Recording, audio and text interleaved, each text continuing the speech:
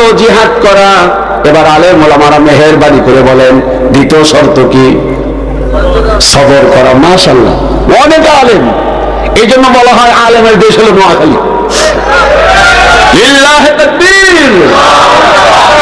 তার মানে জিহাদের কথা বললে মার আছে, জিহাদের কথা বললে আপনার বিরুদ্ধে রুখে দাঁড়াবে, জিহাদের কথা বললে আপনার দিকে বড় বড় করে চোখ রাঙ্গা রাঙ্গা করে তাকাবে,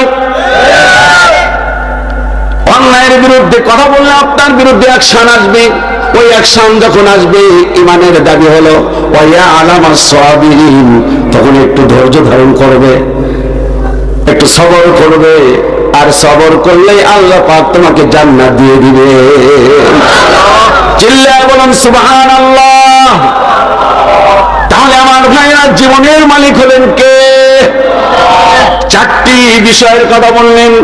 একটা হলো সালাত, 2 নাম্বার কুরবানি, এটা 3 নাম্বার জীবন। আরো জোরে বলেন 3 নাম্বার কি?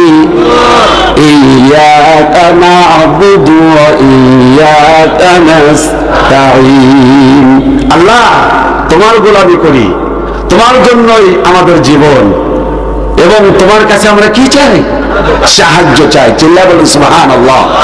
এবার 4 নাম্বার কি? মরণ। কে? 4 নাম্বার অমামাতি, মৃত্যু।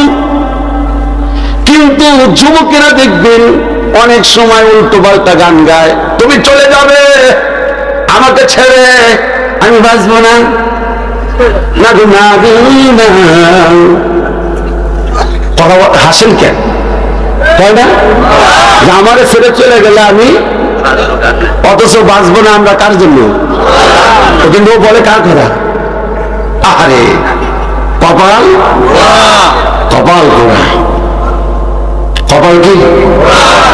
জোরে বলে কপাল কি? আজকে কোরআনের তাফসীর শুনে কপালটা লাগিয়ে দিব কি? জোরা জোরা জোরা। আছে তো ইনশাআল্লাহ। তাহলে আমার ভাইয়েরা, বলতেছিলাম আল্লাহ রাব্বুল আলামিন মুমিনের জান এবং মালকে